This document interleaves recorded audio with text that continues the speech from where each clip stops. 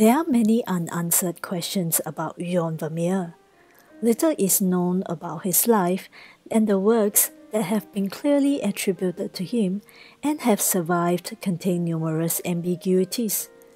Nevertheless, he is considered not only one of the very best Dutch painters, but also one of the great masters in the history of painting.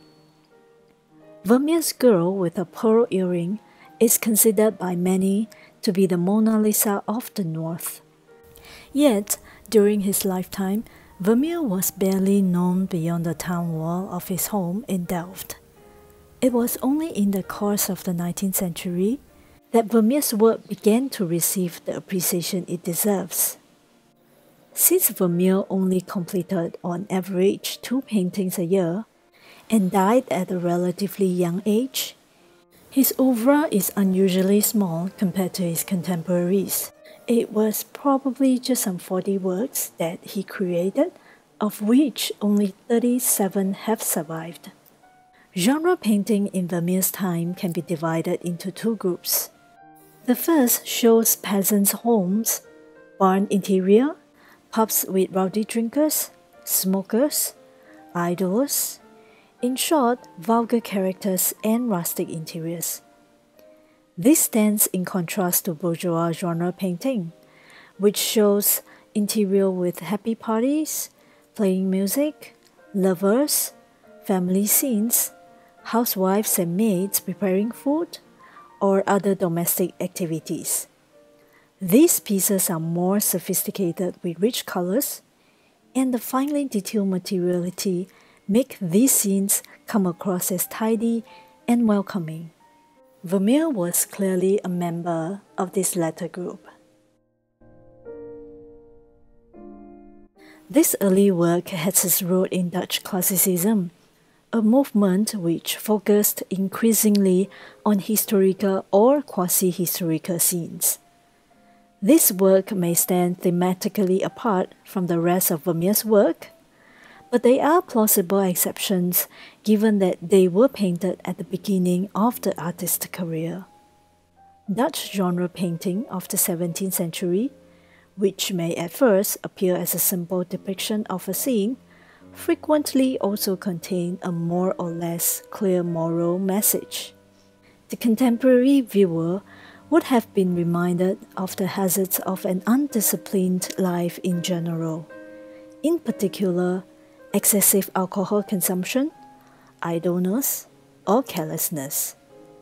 Vermeer's genre scenes also contain moral statements, although they are always more subtle than those made by his contemporaries, like Jan Steen, who would often take his messages to the extreme.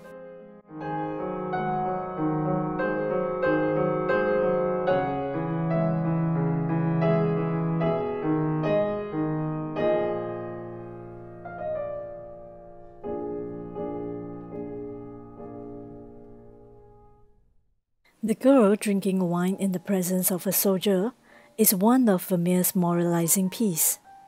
The view is struck not only by the significant difference in size between the 2 figures, but also the carefully executed, large-scale map of the Netherlands in the background. This indicates that this is the interior of a home belonging to an educated and affluent family. It was by the second half of the 1650s that Vermeer had moved entirely to genre painting. In the 1660s, Vermeer created about 16 genre pieces and 1 city view, the view of Delft. In Vermeer's piece, the light falls into the room from one side, indeed always from the left, and there is a subtle shifting between areas of light and shade. By devoting himself to genre painting, Vermeer also refined his technique with small dots of white paint, increasingly creating the illusion of reflected light. Vermeer used the rather costly color ultramarine to depict the material in the clothing and curtains. Its effect is particularly evident in The Milkmaid, and woman in blue reading a letter. Besides, music and musician are a recurring theme in Vermeer's genre pictures. Music was not only a popular pastime in houses of higher strata of society, it is symbolically charged in Vermeer's paintings.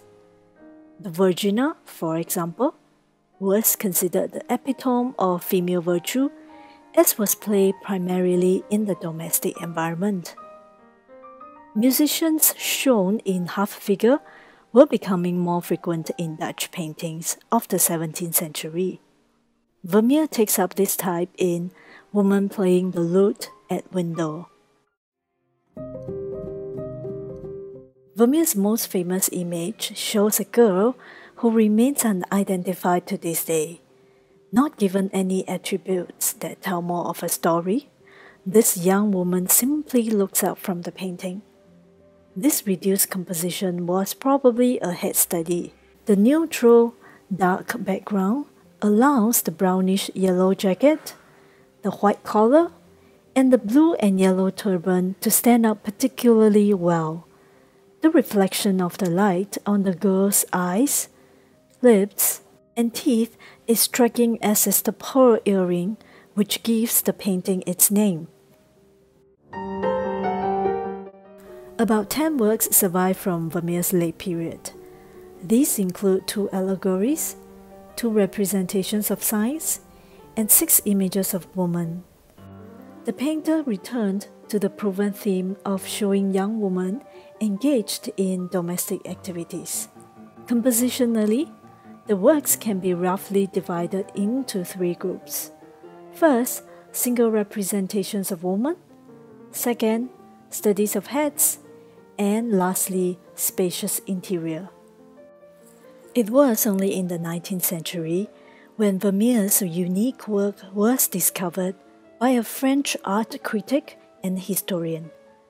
The result of the studies he completed between 1860 and 1866 demonstrated Vermeer's mastery of his craft. In the 2 allegorical works, The Art of Painting and Allegory of Faith, Vermeer transported these abstract themes and their highly symbolic attributes into typical Dutch interiors, complete with brass chandelier, maps in the background, and black and white marble floor. Vermeer remained in possession of this painting until his death. The fact that the artist has his back turned to the viewer speaks against the suggestion that this was a self-portrait. The model in blue can be identified as Cleo, the muse of history, from the attributes of the trumpet, book, and laurel wreath. The realistic-looking material is particularly striking. The heavy curtains on the left, the drapery hanging over the table's edge, and the texture of the map in the background are all quite tangible. The 2 paintings, The Astronomer and The Geographer, are believed to have been commissioned by the same client, as suggested by the identical size of the paintings and the similarity between the interiors. The counterpart to The Astronomer also shows the scientist in his study room, surrounded by attributes such as the globe, the map in the background, and the compass in his hand next to a paper spread out on the table. However, the geographer is looking up from his work and out the window.